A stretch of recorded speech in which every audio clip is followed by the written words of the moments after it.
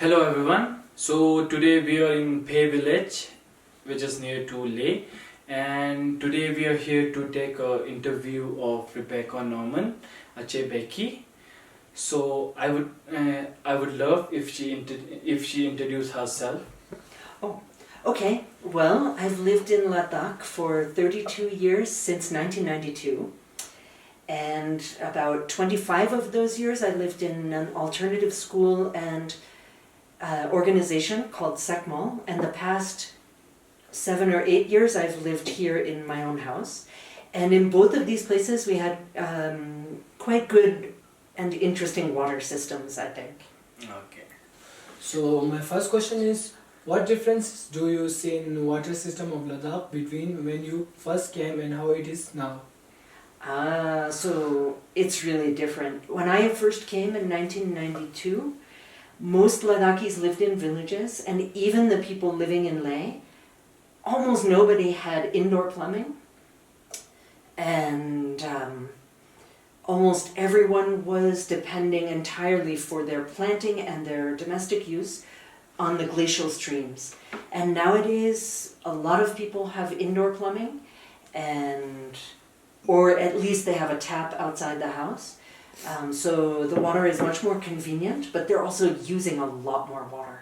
Oh, so yeah. So my second question is, what changes do you observe in the water system of Ladakh, or any of them harmful to the water supply, water quantity or quality, or anything else? Yeah. So definitely all the water toilets are polluting the groundwater, that's clear. The overuse of water is obvious, we can see it everywhere. So you look at the town of Leh, it has so much more population and each person is using much more water than before. And it seems clear that there won't be enough water. Soon we're going to run into, serious water shortages in Leh. Yeah. Lots of problems, I'm sure. Sorry, no, you're going to run into problems in your lifetime. Really sorry. Okay. So you love planting and gardening, and nowadays so many people are using underground water, borewell water for agriculture. So how does that affect plantation? So I do a lot of gardening, it's true. And I've used both the stream water, the surface water, and the borewell groundwater. Ladakhis believe, and I think it seems to be true, that the surface water is a bit better for the plants because it comes down in the sunshine and gathering living things as it flows. And the groundwater is full of minerals, maybe very hard sometimes, and very dead, doesn't have any living things. But both of them work very well. But I think it's true that the surface water, the stream water, is actually better for planting. But both work well. Okay. So you are from USA, and do you think there are any good thing in the water system of Ladakh or USA that the other place should learn? Yeah, interesting. Good question.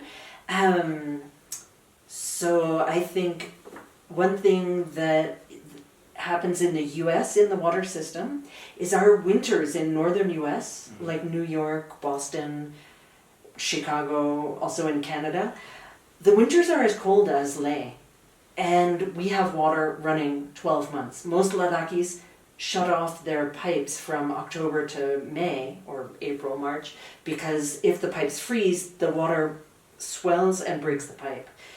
And in US we have 12 months running water because we bury the pipes 3 feet deep, or below the frost line. So I've lived in Ladakh. At SECMAL we had water 12 months because we buried the pipe.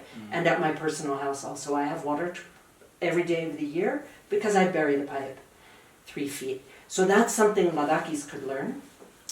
And something wonderful in the Ladakhi traditional water system is the Ladakhi dry composting toilets, which didn't use any water. You would throw down some soil or ashes or maybe leaves or sawdust to cover, and it produced compost for the fields, and it didn't use any water at all. And I think that is a beautiful system. I love it.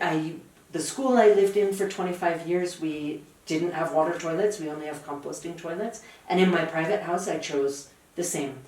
And I think it's really wonderful. The water toilets are polluting.